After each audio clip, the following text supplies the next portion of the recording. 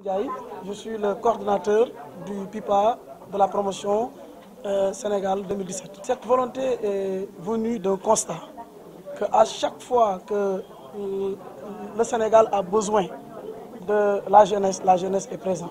Dans tous les partis politiques du Sénégal, la jeunesse a toujours été présente, la jeunesse a toujours été engagée, la jeunesse a toujours été déterminante dans le processus démocratique de notre pays. Et nous avons constaté que la jeunesse est sous-représentée dans les instances de décision. La jeunesse n'a pas été représentée à la hauteur de son poids démographique dans la population. C'est pourquoi nous nous sommes dit qu'il faut se lever, il faut demander. Nous sommes, comme l'a dit le ministre tout à l'heure, la tranche d'âge que nous demandons, 28,5% de la population, nous demandons une représentation de 30%. Donc nous pensons que c'est raisonnable et nous avons l'appui total de notre ministère de tutelle que nous remercions de passage.